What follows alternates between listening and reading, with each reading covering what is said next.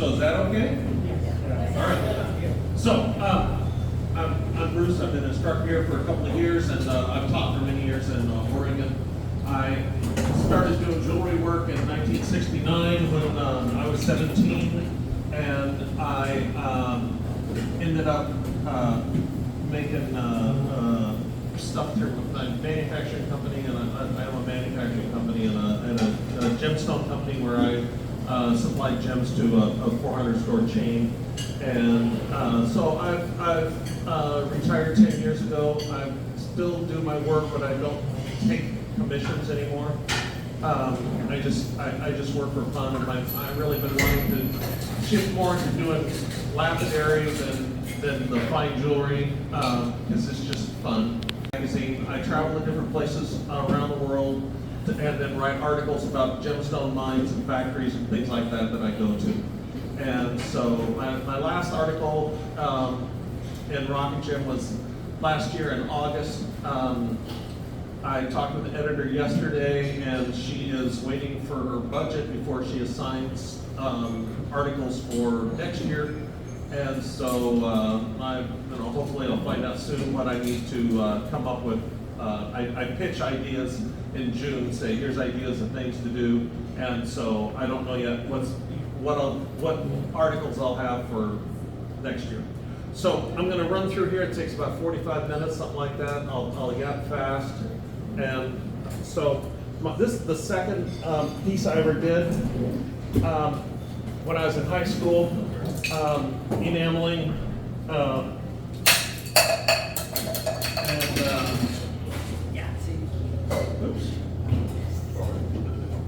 this is one I did in college.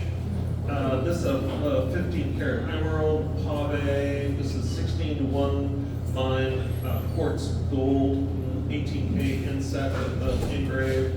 Harley, I did this for a CEO of a big restaurant chain. It's got diamond headlights, citrine turn signals, ruby tail lights.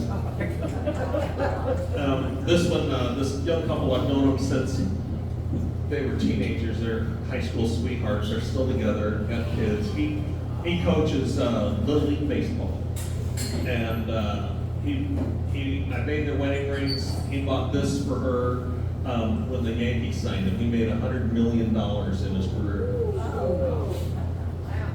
Another tanzanite. This is a 3 carat in the center here. This is a side view. This particular ring has 136 diamonds in it. This one is a high quality 8 carat. That was a $250,000. This shows this is the top view. This side view shows the hand engraving work that I do. I teach workshops in that. This is an Oregon sunstone. This is a 10 carat.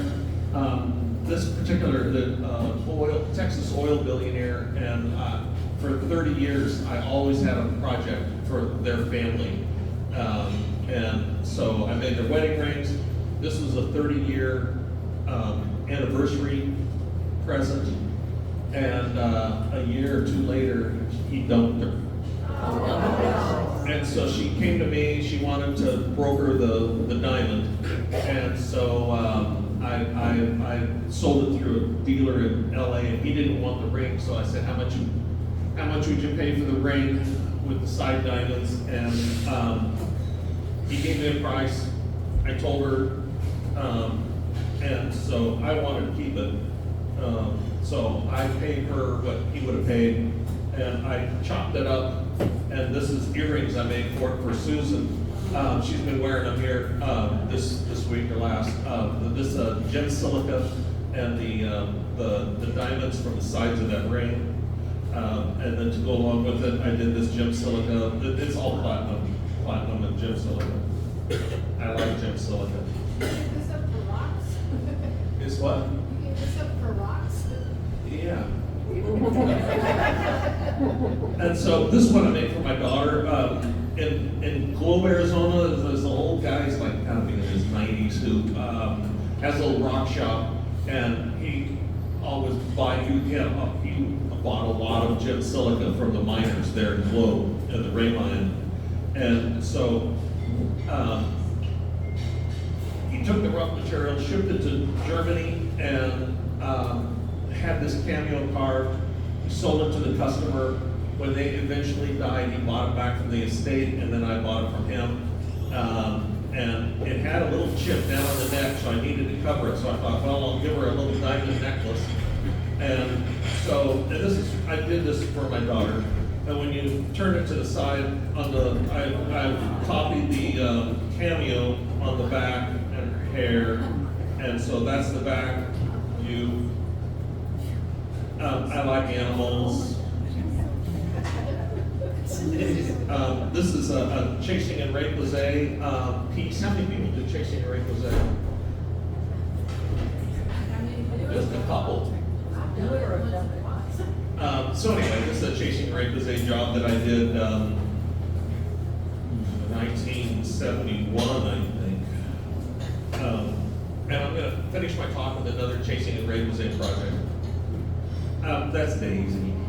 That's Daisy. There's Angie. This particular bracelet over here, this sapphire here, that's the button for the clasp, and that flower opens up for the clasp. I've done a lot of work for an Iranian family. They're Zoroastrian. They're of the Zoroastrian faith. They were persecuted in Iran, so they came to the U.S. and brought some money. And so the pomegranate is a symbol of motherhood, so I've done one of these 22 karat and a ruby pomegranates for each of the women in the family. Is that pearls on the top? Seed pearls on the top, yeah. And this is, I like doing a hammer set inlay where I hammer set the stone into the gold, and then I cab over the top, and the whole top is gold and stone are all polished together. And when you run your finger right over from the gold to the stone, you don't feel it at all. Absolutely smooth surface. That's Holly Blue from Oregon. Trapiche emerald earrings. This is a cloisonne enamel buckle that I did for the drummer for ABBA. This one I did, I carved this here and when I was teaching carving class last year, and then I took it home and did this white gold setting for it. Susan's been wearing this 2 weeks ago. She took a chain making class, and she made a silver chain that she'd been putting it on. It's set in white gold. This is Bruno Jasper. I thought I'd add a few of the carvings I do. So it's a piece of Bruno. This is polka dot Jasper. This is a banded black agate that I bought Eder Oberstein and carved when I was here at school. Lapis peach. This is sunstone I dug in Oregon. I live a couple of miles north of the sunstone mines, and I know quite a few of the miners. And it's an 18K pave veil, and a little carving I did on that.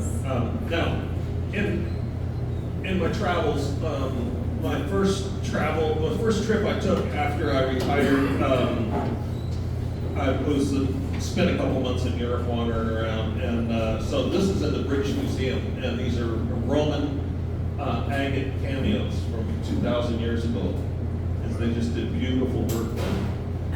This guy's got a cameo in his little headband, and then another like a little cameo down on his chest plate. It's fascinating work. And then the quartz solid rock crystal vessel.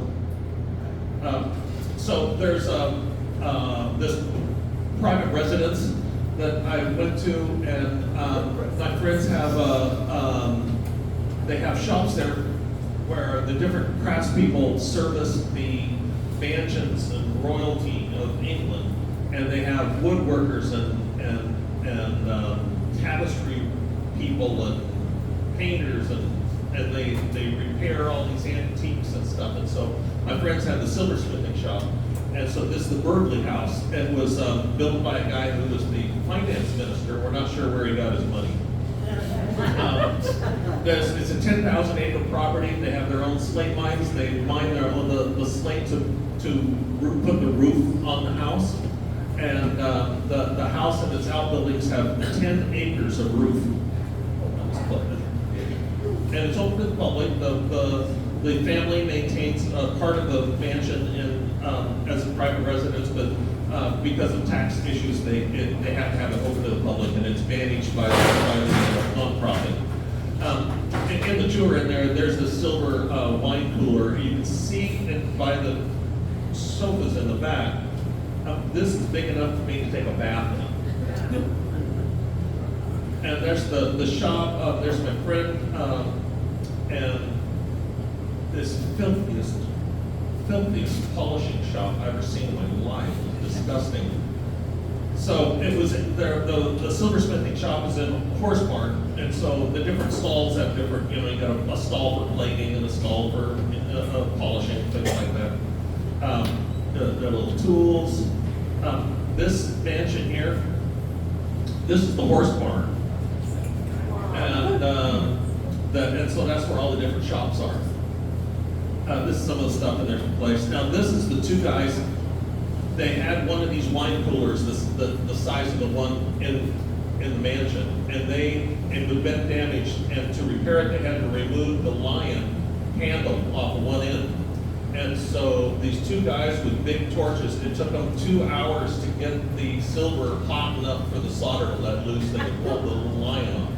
Then they did the repair work, and another couple of hours to get it hot enough to solder the thing back on again. Then I went to Germany, where they have urinals out on the sidewalk. I never quite saw anything like that before.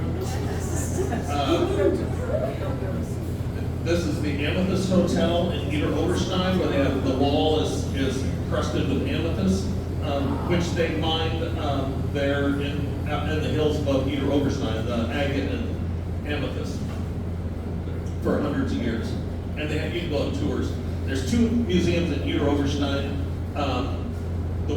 It's just unbelievable, the work that it's just you just can't get it. You just can't understand how beautiful, incredible it is. But stuff like this, little chrysoprase frogging on a gold stem. This frog, bloodstone, and this is one piece of stone.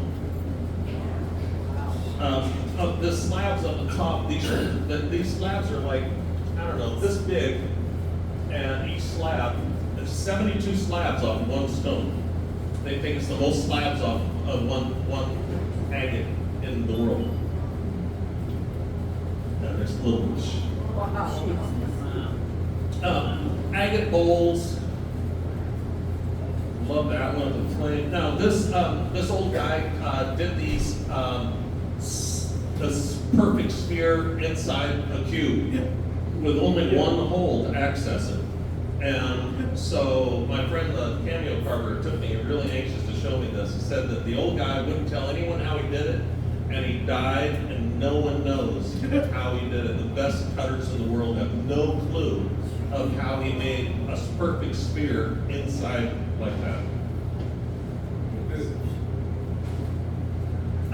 These are my friends at cameo carvers. It's the Rowe family. The father who's sitting has since died, and Andreas continues on.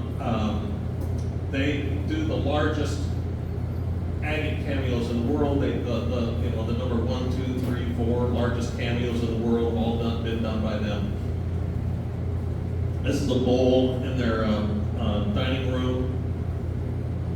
This is I think this is the 3rd largest cameo in the world, and on this, you can see where he's got the little sketchings where he's following his little drawings on the agate. He's got it leaned against a plexiglass plate that they use a fixed arbor in their cameo carving. So you hold your piece up to the fixed arbor and carve. I love that one. The bowl like this, like $150,000. This is one I brokered a $1.2 million sale for them of some of their cameos, and they gave me this as one of the pieces as a little thank you. And I've got to make a stand for it. It's just hiding in the safe right now. This is a salamander that's crawling through quartz, reverse intaglio carving and painted, and you just swear it's a real salamander when you're looking at it. This is Andreas. This is the world's largest current cameo. And there's AMG. And that's the cameo they carved over. There's my granddaughter. With her little birthstone and tops at 18K. And then my grandson. And this is one that with a set in white gold. This is a little face of the moon, pearl. This is the world's largest two-sided cameo. This is part of the a collection of 14 cameos that I organized a show at the Lizadro Museum in Chicago, and I wrote a book for the museum show. And so this is 14 cameos based on Goethe's Faust. And to write the book, I bought the poem, the book, big thing. I didn't make it 30 pages. It's so boring. So I got the cliff notes, and then I was able to write the book. And then the Lizadro Museum liked it, and so they bought the collection for $1.2 million. And so this is once in the museum.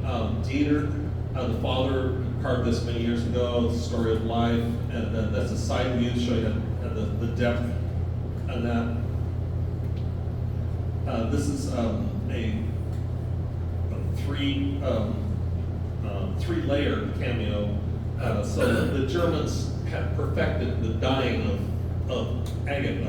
As agate crystallizes, it crystallizes in three different crystallization structures. So agate will fill a cavity, and your silica will be in solution as it goes down through.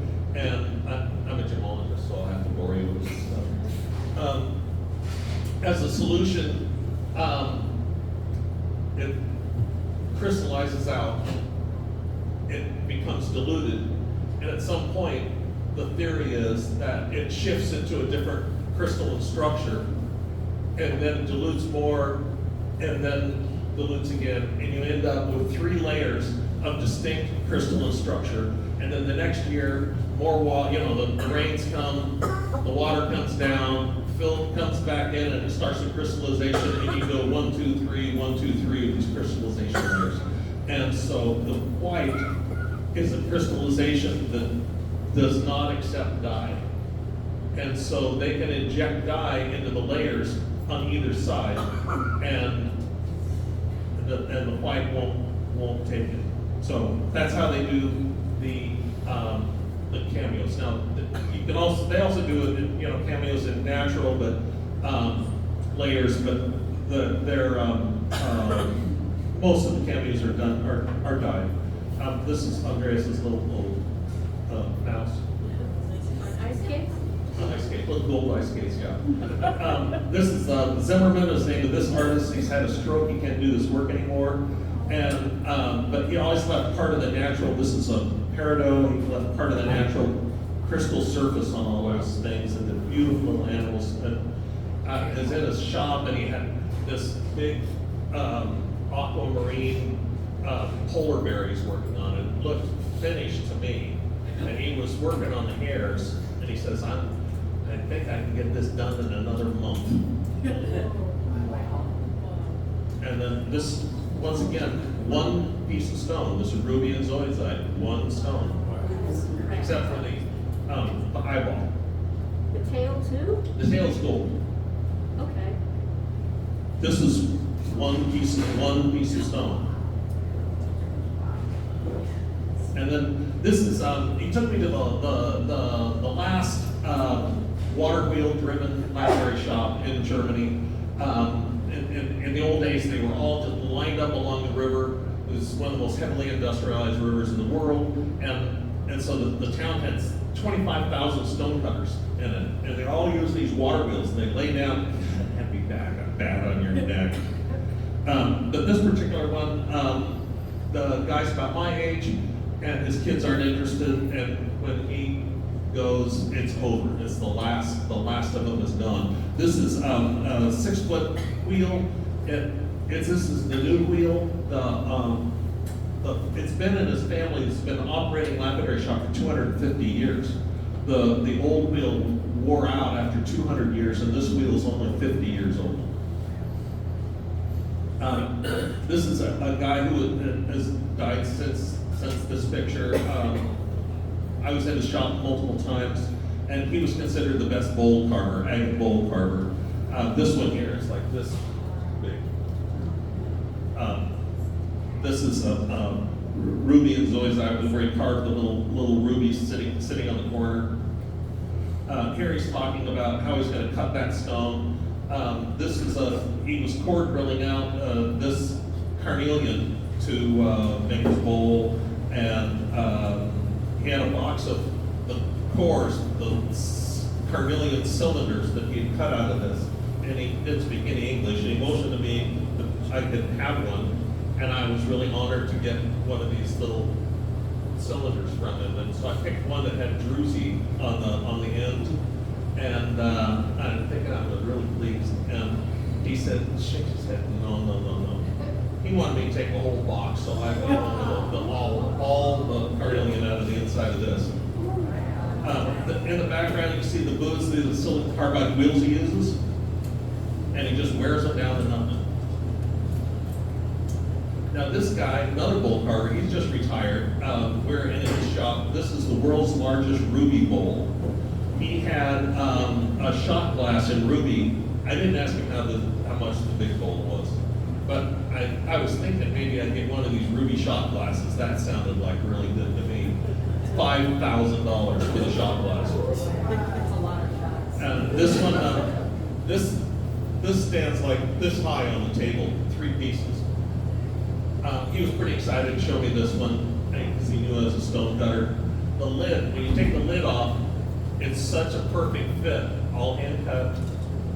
It just squeaks as it gently opens up, and then he turns the lid around, and it just squeaks right back down again. So I went to China 2 times, 2 weeks, first time, a month, second time, and I worked at a friend's agate carving shop up near the North Korea border. It's the agate region where they found agates, and they've been cutting agate there for centuries, and big industry in it. And so I love this wheel, this poly armor. You could just walk up and just lean into it. This lady is polishing slabs with silicon carbide on glass, and she just be rocking back and forth all day, polishing. She got a beautiful polish on her slabs. This is some of the work he did. He did sculptural work. This is Willow Creek from Idaho, and all of his pieces were perfectly balanced. So he had a brass rod up the inside, and then like a stone base, and you could just tap them and they just gently spin around. They're all just, he had a balancing table where you get everything balanced and do the drilling, and this is some polka dot, and that's the side view. Brazilian. Now, he buys these agate bowls from the Chinese, and they're sloppy. You can see all the scratches on the inside of the bowl. They'll just wax over that and hide all the shitty work. And he buys them cheap. This cost me $20, and then he repolishes them and then sells them. Puts a nice polish. So this was my first project for me to work on to learn how he did things. And so it was 7 millimeters thick. That's a view of the backside. And so I got it down to 3 millimeters, and that's the bowl after 30 hours of work to polish the surface. It's like this big. It's not a big bowl. I bought these in Eder Oberstein. It's Brazilian with druzy interior, and then there's dendrites surrounding each cavity. So I took this to China. They gave me my own workstation. So I'm carving carving it into a bowl there. There's our mamming it out, and then that's the finished piece. And it's this big. This is a Willow Creek bowl I did. They do slicing with these little brass wheels that are impregnated with diamonds. So it's a sintered brass saw, and they lead solder them on the end of the spindle, and then he sits and he kind of just pushes here and there to get it to run true. And then you give it to me, and he fusses and fiddle and fuss and fiddle, and then you give it to me to work, and within 5 minutes I busted it off the lead solder. But anyway, that's the Willow Creek bowl I did. This is some dry head agate. My friend Jan Daggett owned the dry head mine for a number of years, and so I took this piece I got from her, and I wanted to carve a bowl, and I wanted to carve to the dark red outside, and so that's the bowl I carved. Wow. And this, I'm holding it to show you how little, it's just a little bitty thing. In my article I wrote for Rock and Jim about this trip, I mentioned that the workers respected my abilities, they respected my work ethic, they respected the fact that I would eat lunch with them, even though their boss wouldn't, because he was kind of a jerk. And so they would leave me alone. But I needed more of their help. I needed to be looked after a little more hand-holding. But I didn't want to interrupt them, they were working, and I was playing. So anyway, I made a boo-boo. This is a Blue Mountain Jasper. The orbs go all the way around the bowl, and there it is. Oh. They would come in and see my boo-boos and their faces and just drop and shake. Oh. This guy, all he's done is final polish. 45 years since all he's done final polish. In the carving class here, we're using some little burrs that were handmade in this shop. This was where the factory got their diamond burrs from this guy.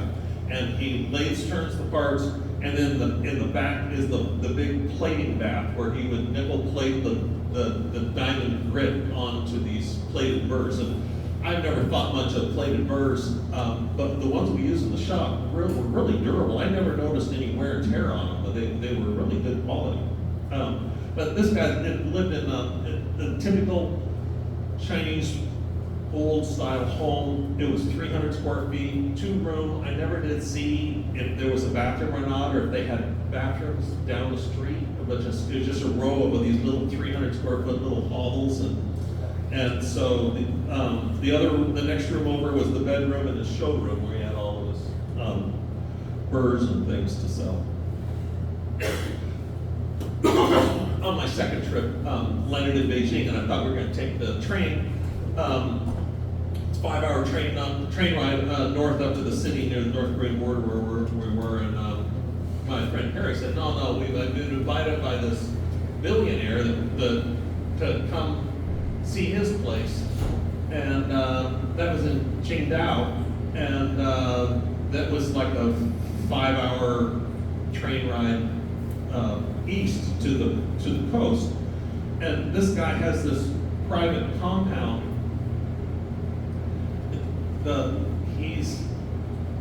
I slept in the bed that Xi Jinping sleeps in when he's there.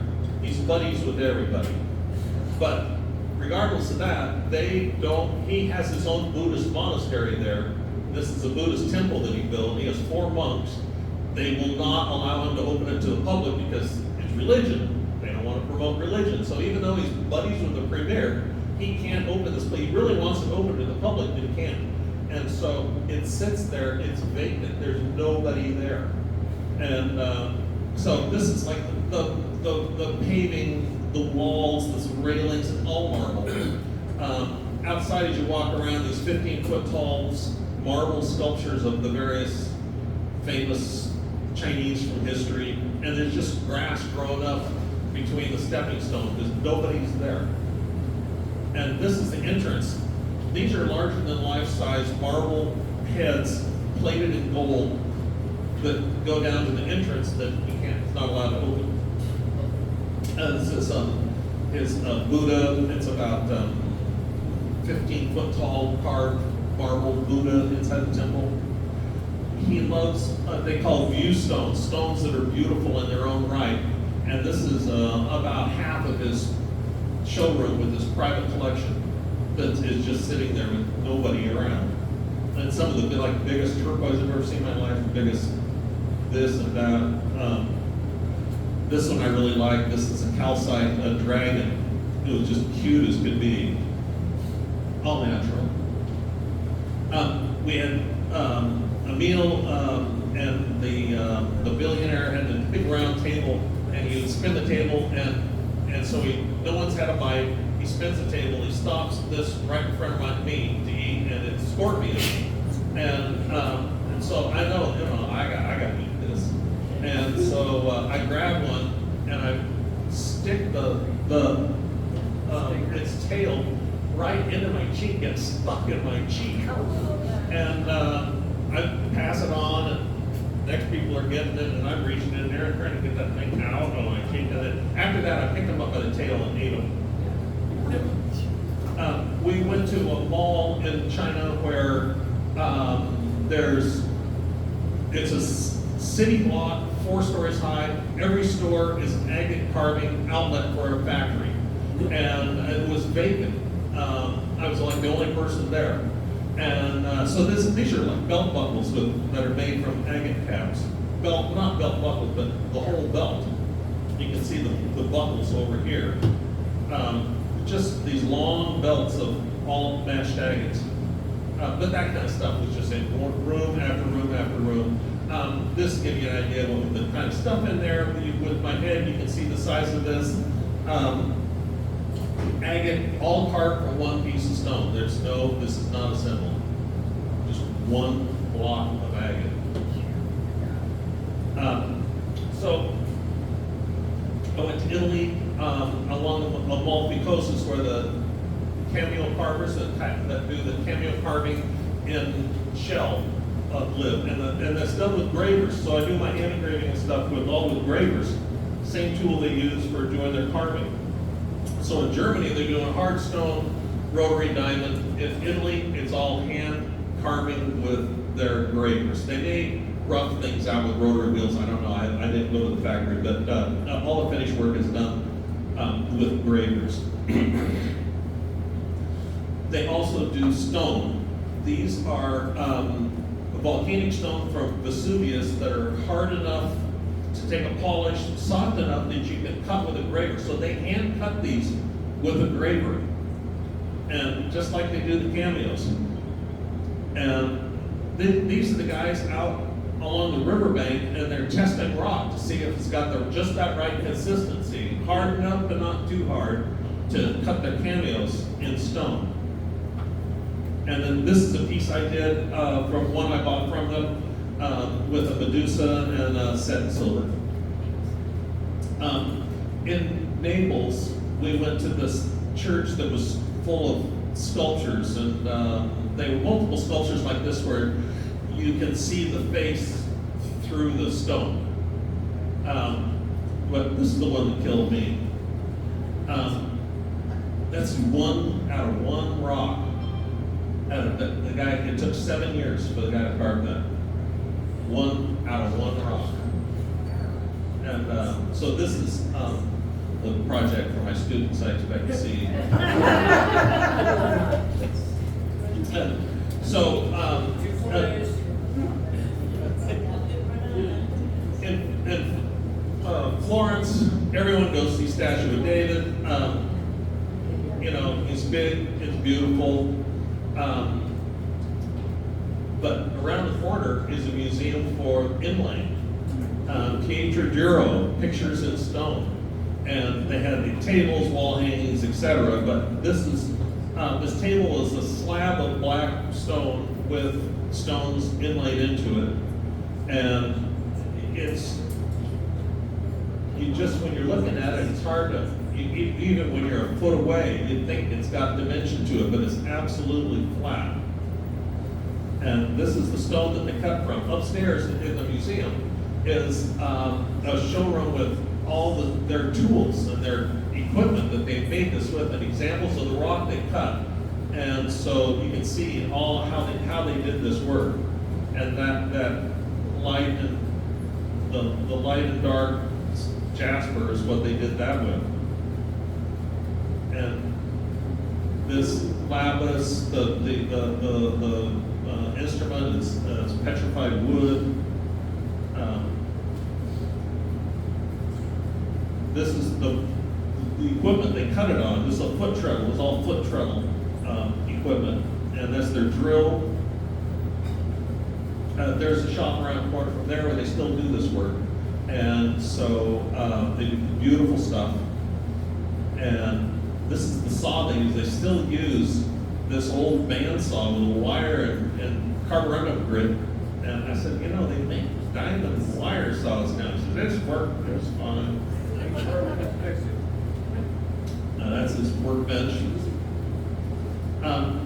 So my friend Alfredo owns 6 obsidian mines in Mexico. And so we went down there and did a tour. It's in the tequila growing area.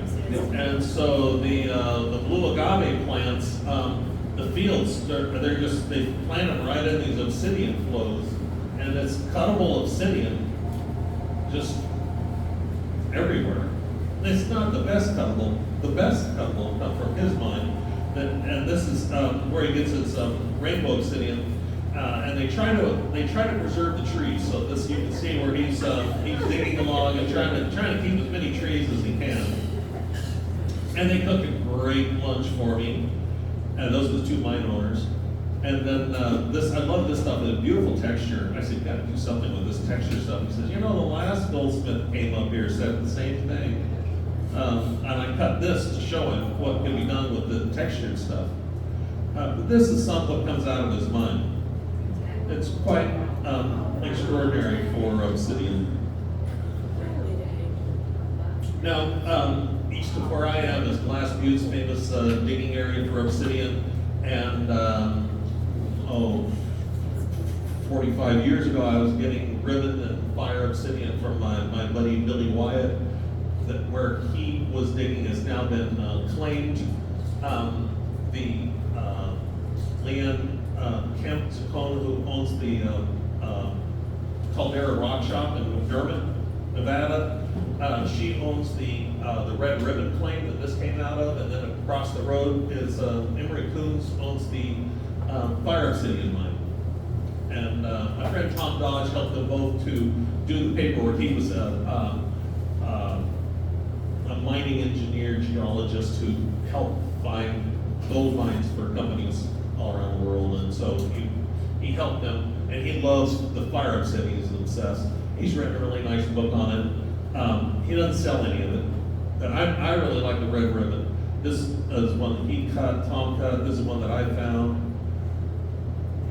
and then this is his fire obsidian.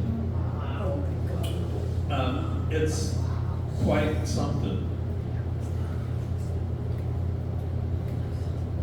All right, so this is on to the Kingman mine. Wrote an article about the Kingman mine. I got to go into the mine where you just can't go. I couldn't even drive my own car in there. I had to go into the mine owners. They lease from Canadian Copper Company, and so only approved vehicles can enter the mine at all. So I rode in with their pickup. Way up on that cliffside, you can see some seams of blue. They will take and cut a bench for however wide and knock that bench down all the way down to the bottom of the pit. Then they go up and cut the next bench and knock it down into the pit. The biggest seam of turquoise they have gotten so far out of the Kingman mine was 40 feet thick. And so they have reserves for another 40 years. So the Kolbach family holds that.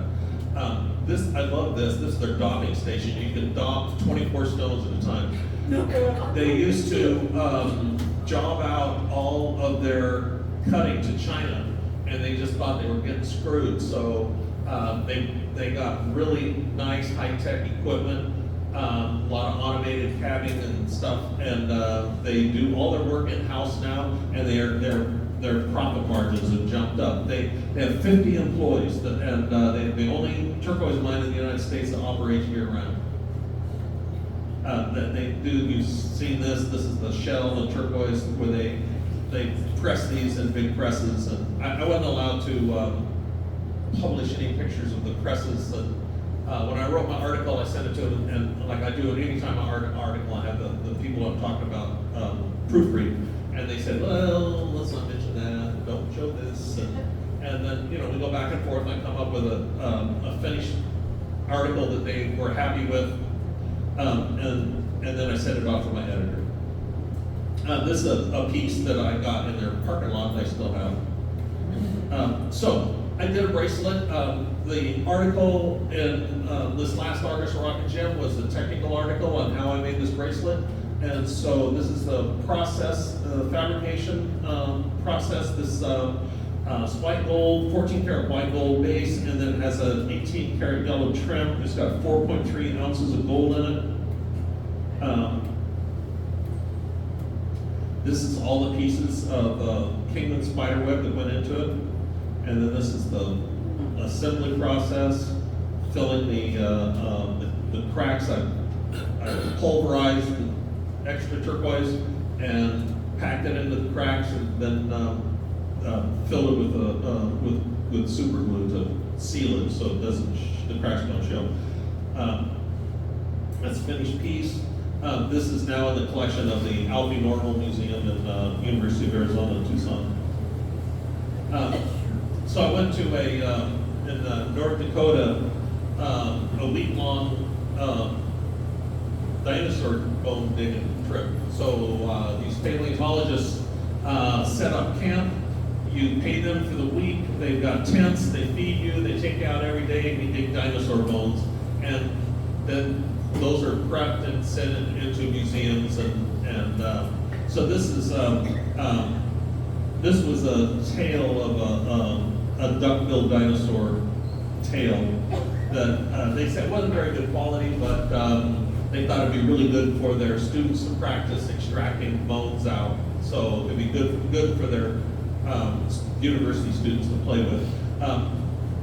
There's been a lot of problems out there with people taking bones and not the ranchers feeling they got stolen from. So these guys, they work with the ranchers, and the ranchers maintain ownership of the bones until the day the bones are sold. And then at that point in time, they split proceeds between the rancher and the paleontologist. So the ranchers will say, like this one, this rancher spotted these bones starting to weather out. You got to catch them pretty quick once they start to weather. And so he said, oh, you know, come look at this. So these ranchers will show them where they're finding the bones, and these guys go out and pick the ones that are good and then prep them. So this is putting the plaster on, and then this is one where they brought the plaster in, and then they flip it upside down and start extracting the bones. And this is the tent camp. So south of me, there's opal. This is Oregon opal. This is Outlaw Rocks, is named the company. They've got multiple opal claims. Wrote an article about them for Rock and Gem. And this is opal that occurs in an old cinnabar mine.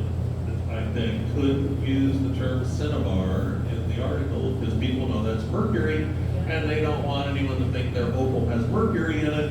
And it's all been tested by GIA, and it does not have mercury in it. And so it is safe, but they don't want the word mercury associated with it. This produces beautiful pink. Beautiful pink opal.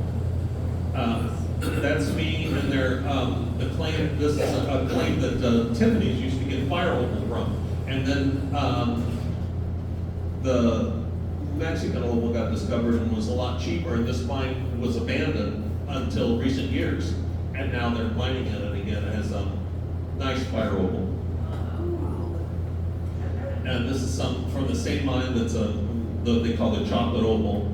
And this is various colors from their mines. Our mines are all within 30 miles of each other. More of the fire, no play of fire. I wrote an article about the Lucky Strike mine in Central Oregon. That's Cobb Kopinski and his wife. They're both gone now. And there she is pulling out a thunder egg. Get nice moss thunder eggs there. And she always had her 6-shooter on. You know, she was always armed, all times. And that's some that I was digging at. You can see the thunder egg patterns in those. Our family are active rafters, and so out in far eastern Oregon, not far from Idaho, there's the Grand Run River, and this is us floating down. It's a 40-mile roadless section, and we float down, set up camp, and I discovered moss agate there that has never been dug before. And so we'll go up there, and our family will dig, and they'll give me stuff that they found, and I take it home and cut it for them, and it's all good fun, and I don't tell anyone where it is. This is Susan and my grandson next to this basalt wall that produced the agate. You can, the other basalt I have, you just don't find it. There's, here and there, but this one wall really produced it. You can see the green. I've done X-ray radiograph fluorescence studies on this, and the green is produced by iron. That's my grandson. You can see the green agate sticking in the rock behind it. That's what the rock looks like, just studded with agate. And this is pieces from that claim. And there's my cousin on this little edge of a little knife edge ridge top, big and agate, and not one to fall. There's a little pendant I made from it, another pendant from it. Now on to the polka dot mine. Now we've got examples of polka dot here in the hallway. Famous agate jasper claim. When the former owner, Dale Hewitt, was digging with his excavator, he popped through a cavity and he kind of kept digging, and then he stopped, and he destroyed about 20 feet of a cave before he realized what he was doing. And this is now been studied by the University of Oregon archaeologists, both professors, and they consider it the largest Native American mining site in the northwest United States. There's 3 tunnels, 50 feet deep, all dug by hand with heating, building fire, getting the rock hot, throwing water on. There's a spring nearby, and so that's interest in one of the caves. That's looking out the cave. This is Dale and his granddaughter inside the last cave that he came across. And that is a log that was left by the Native Americans during the process. There were also basalt chipping tools and such in there. And these logs, radiocarbon dated to 6,000 years old, 6,500, somewhere in that range. And so the Native Americans closed the mine up, walked away,